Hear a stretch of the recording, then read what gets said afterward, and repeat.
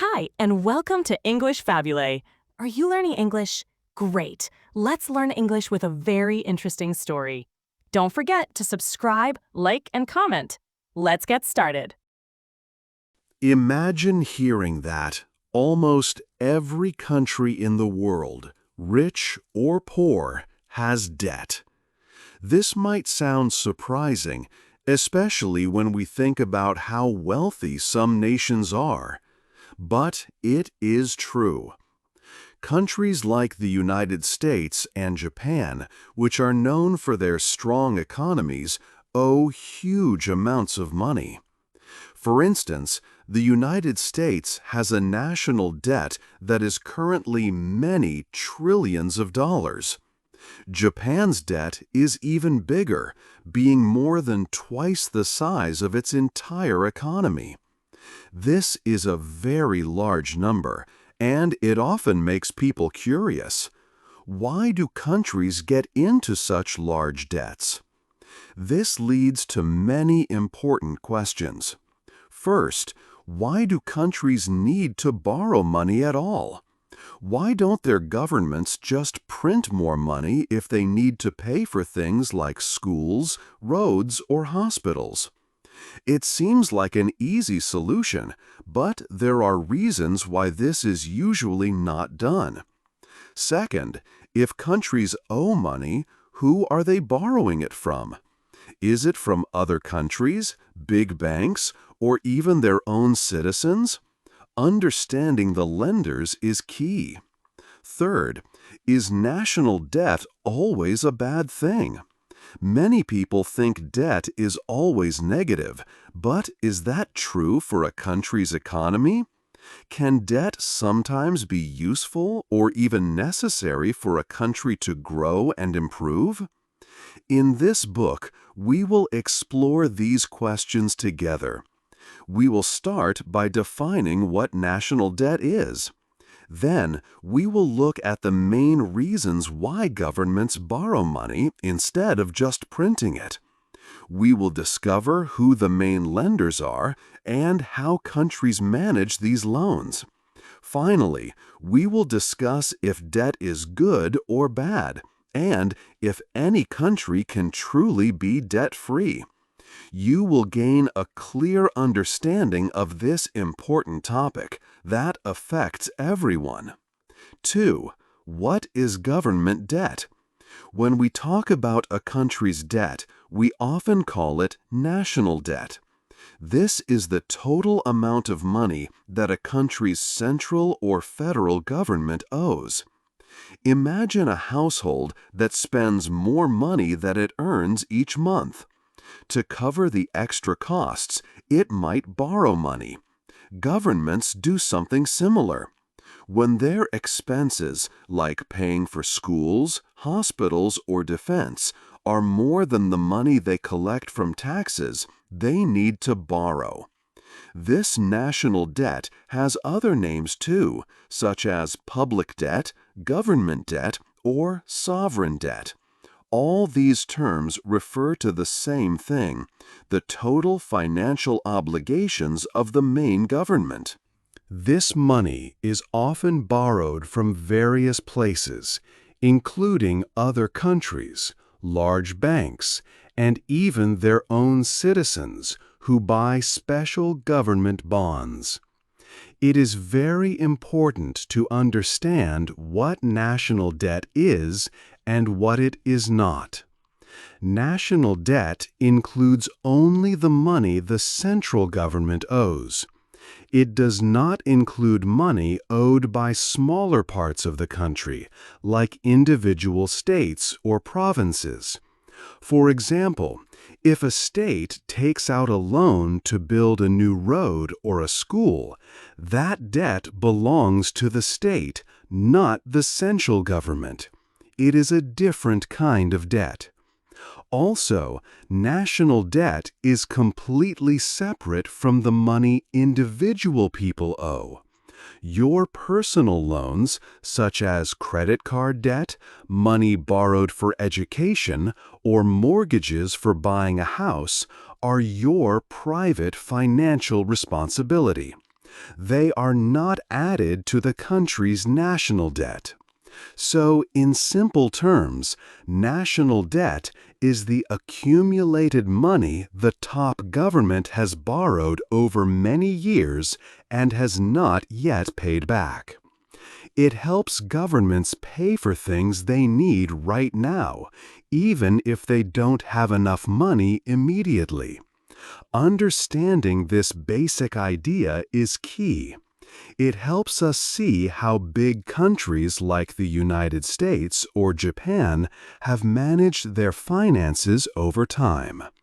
Now that we understand what national debt is, we can begin to explore why governments choose to borrow in the first place.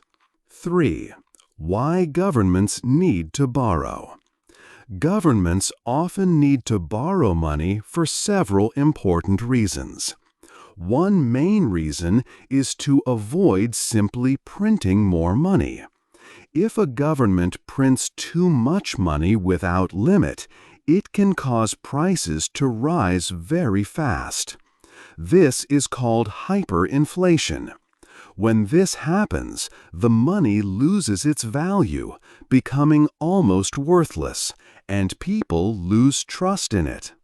Countries like Venezuela and Zimbabwe have faced this problem. Borrowing, however, helps governments manage their money better because they must pay back the debt with interest. This encourages more careful spending. A key reason governments borrow is to cover budget deficits. This occurs when the money a government collects from taxes is not enough to pay for all its planned spending. For instance, if a government needs $4 trillion for education, healthcare, and public services, but only collects $3 trillion in taxes, there is a $1 trillion gap. To fill this, the government can either cut important services or raise taxes. Both options are often unpopular. Therefore, borrowing money is frequently the easiest way to cover these costs and keep essential services running smoothly.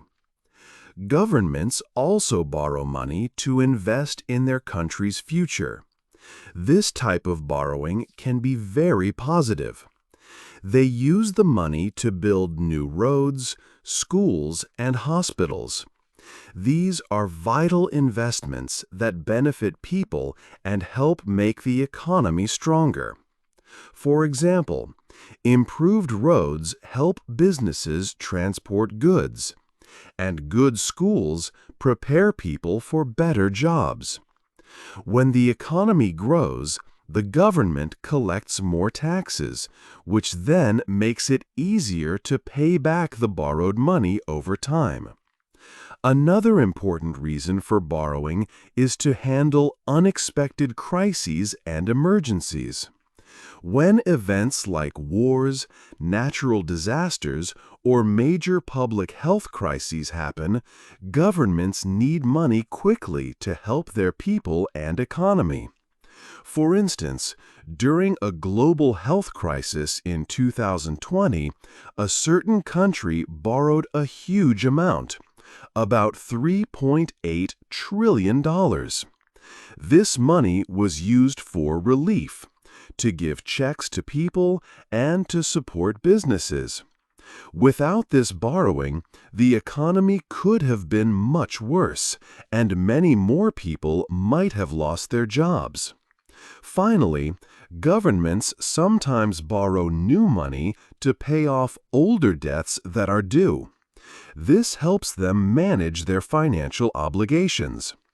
While common, if a country borrows too much and cannot repay its debts, it can lead to serious economic trouble, as seen in Sri Lanka in 2022 when it defaulted on its foreign debt. Borrowing is a key tool for governments to operate and grow, but it must be managed wisely. 4. How debt can help a country grow. Debt might sound like a big problem for a country, but it can actually help a nation become stronger and grow. We can see debt not just as money owed, but as a smart investment in a country's future. When a government borrows money, it often uses these funds for large projects that can improve life for everyone living there. For example, borrowed money can be used to build important things like new roads, bridges, and better hospitals. It can also pay for schools, universities, and public parks. Without borrowing, a country might have to wait many years to save enough money for these big projects. This delay would mean that people might suffer for a longer time with bad roads or limited healthcare services. However, when these important things are built sooner, they help the economy right away. Good roads make it easier for businesses to transport goods. Better schools mean there will be more skilled workers in the future. Good hospitals lead to a healthier workforce. All these improvements help businesses grow, create new jobs, and make the country's economy more powerful. As the economy grows, the government collects more money from taxes. This increased tax money then makes it simpler for the country to pay back its debt later on. Another way debt helps a country is by managing older debts. Sometimes a country might borrow new money simply to pay back older loans that are due soon. This is a common way to handle finances, much like a person might take a new loan to cover an old one.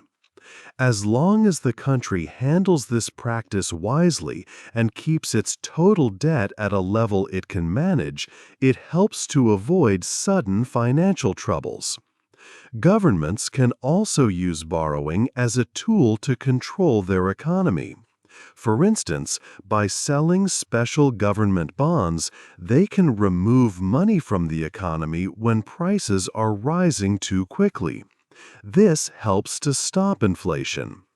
On the other hand, if the economy is growing too slowly, governments can borrow more money to put into the economy. This helps businesses and creates jobs. This shows that debt is not only for covering shortfalls or building infrastructure, but also for keeping the economy stable and moving forward. 5. Who are the lenders? Governments borrow large sums of money. But who are the people or groups lending this money? It is not just one big bank. Governments get loans from different places. We can put them into three main groups: domestic lenders, foreign lenders, and even other parts of the government itself. First, let's talk about domestic lenders. These are people and groups inside the borrowing country. For example, you can lend money to your own country. When you buy something called a government bond or treasury, you are giving money to the government. In return, the government promises to pay you back later, plus a small extra amount called interest. Many regular citizens buy these bonds. They are a way for people to save money and earn a little more. Not just people, but also local banks in the country lend money.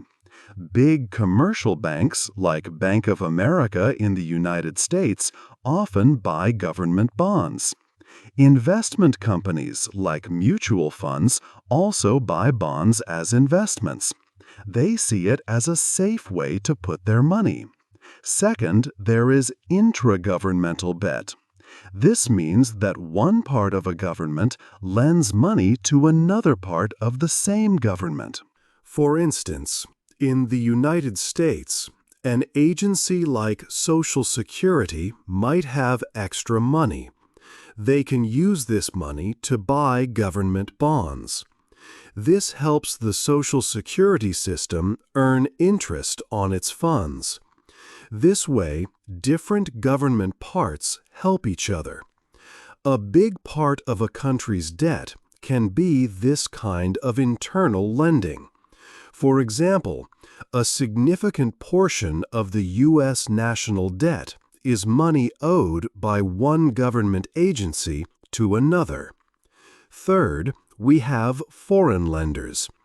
These are people, banks, and governments from other countries. Just like local citizens, foreign citizens and foreign banks can buy another country's bonds.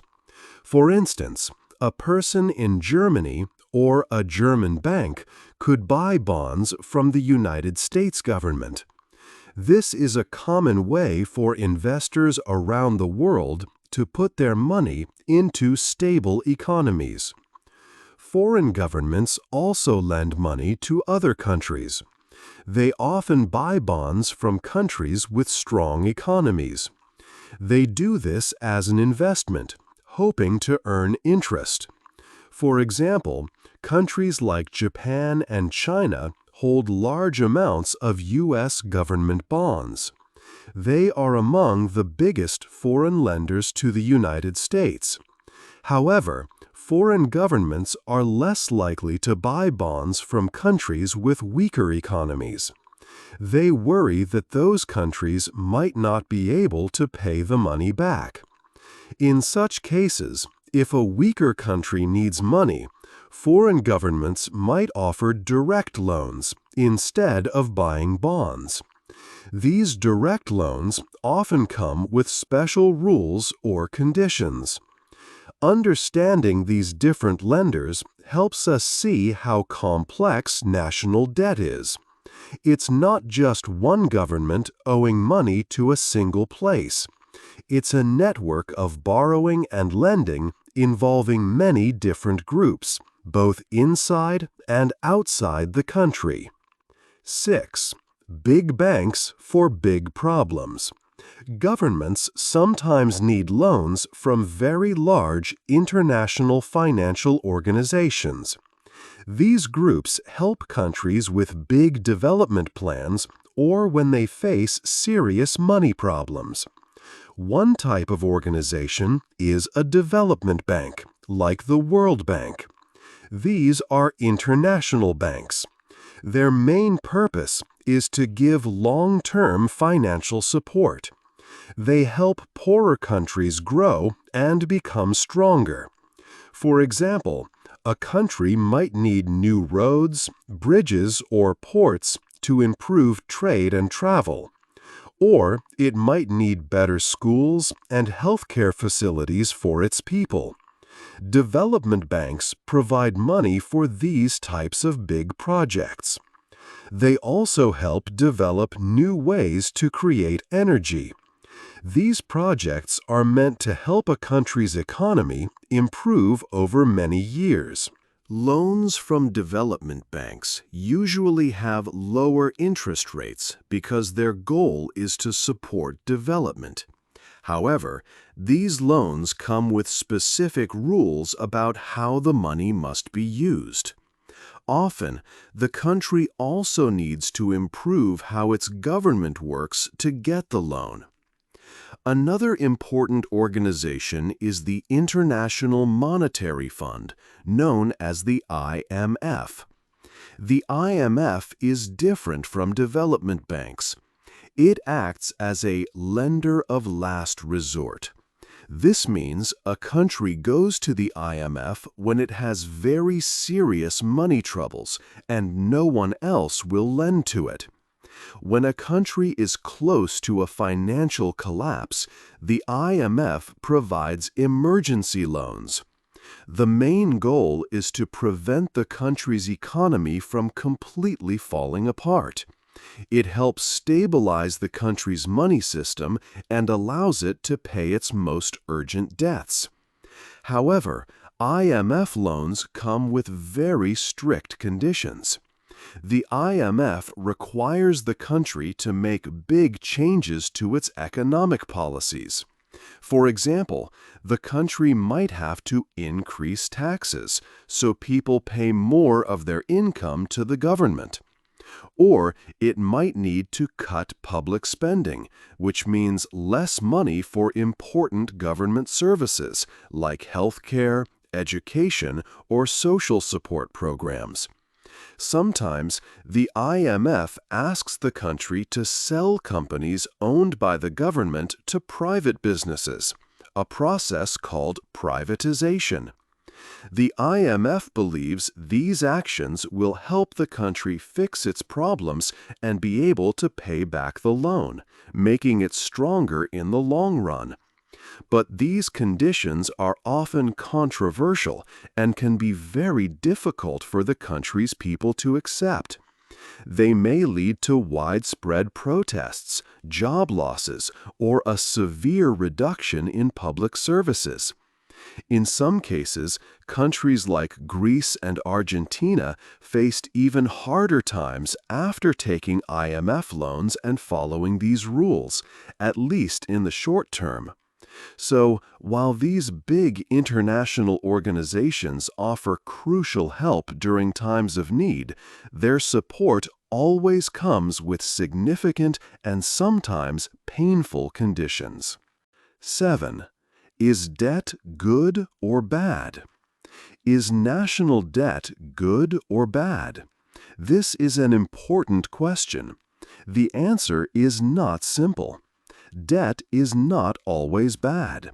It can be a useful tool for a country's economy. When a government borrows, it can invest in the country's future. For example, it can build roads, schools, or hospitals. These projects help the economy grow.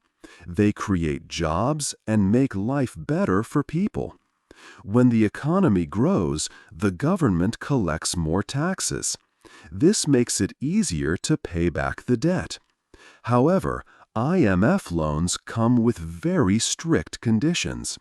The IMF requires the country to make big changes to its economic policies. For example, the country might have to increase taxes so people pay more of their income to the government. Or it might need to cut public spending, which means less money for important government services like healthcare, education, or social support programs. Sometimes the IMF asks the country to sell companies owned by the government to private businesses, a process called privatization. The IMF believes these actions will help the country fix its problems and be able to pay back the loan, making it stronger in the long run. But these conditions are often controversial and can be very difficult for the country's people to accept. They may lead to widespread protests, job losses, or a severe reduction in public services. In some cases, countries like Greece and Argentina faced even harder times after taking IMF loans and following these rules, at least in the short term. So, while these big international organizations offer crucial help during times of need, their support always comes with significant and sometimes painful conditions. 7. Is debt good or bad? Is national debt good or bad? This is an important question. The answer is not simple. Debt is not always bad. It can be a useful tool for a country's economy. When a government borrows, it can invest in the country's future. For example, it can build roads, schools, or hospitals. These projects help the economy grow. They create jobs and make life better for people. When the economy grows, the government collects more taxes. This makes it easier to pay back the debt. Also, During big problems like a natural disaster or a health crisis, borrowing money quickly helps a country. It can fix things and support its people. So, when debt is managed well, it can make a country stronger. But too much debt can be dangerous. One problem is a debt trap. This happens when a country borrows only to pay old loans. It can become a cycle that never ends. If debt gets too large, a country might spend more on interest payments than on important services. For example, it might spend less on health care or education. This can hurt the country's people. Another danger is losing trust from people who lend money. If a country's debt grows too much, lenders might worry. They might think the country cannot pay them back. This can lower the country's credit rating. A credit rating is like a score. It shows how likely a country is to pay its debts. A low rating makes it harder for the country to borrow. If they can borrow, they might pay very high interest rates. In the worst case, a country might default. This means it cannot pay its debts at all. This can cause many economic problems and chaos for the country and its people. For instance, Sri Lanka faced this problem in 2022. So, how can we know if a country's debt is too much? There is no perfect answer. But one way is to look at the debt to GDP ratio. This compares a country's total debt to the size of its economy. The economy size is called Gross Domestic Product, or GDP. For example, if a country's economy makes $100 billion and its debt is $60 billion, the ratio is 60%. Many experts believe a ratio of 60% or less is safe. But this is not a strict rule. Some strong economies have a higher ratio. Some countries try to control borrowing with rules. For example, the United States has a debt ceiling. This is a law that sets a limit on how much money the government can borrow. The idea is to make the government borrow in a good way. But the United States has often raised this limit when it reaches the ceiling. This helps it avoid not paying its debts. This shows that managing debt is a hard task for every country. 8. A world without debt? Can a country be completely free from debt? In theory, yes, a country could have no debt. But in reality, almost no country is truly debt-free. For most economies, being debt-free is not a good goal. No country in the world has zero debt. The closest example is Macau, but it is not a country. It is a special region of China, very small, with about 700,000 people. Macau earns much money from its casinos, more than Las Vegas. Because it is tiny and rich from gambling, Macau can avoid debt. A big country, like the United States, cannot simply become a giant casino to pay off its debt. That is not possible. Even if a country could be debt-free, most do not try. As learned, debt can be helpful if managed well. If a country removed all its debt, it would need big spending cuts or much higher taxes. Both would slow economic growth and cause protests. Also, no government debt means no government bonds. Bonds are a very safe way for people to invest money. Many pension funds use government bonds for low-risk retirement savings. Without bonds, these funds would invest in riskier assets. This would make retirements less safe and markets more unstable. So, having some debt is not the problem. The most important thing is smart debt management. Debt is a key tool for modern economies. It helps countries build, grow, and handle problems. Smart management is better than no debt at all. What do you think is the biggest challenge for a country managing its debt? Hey there! Just a second before you go. If you learned something new today, please give this video a like, write your thoughts in the comments, and subscribe to the channel. It only takes a second, and it really, really helps to create even better English videos for you. Your support means the world. Thank you.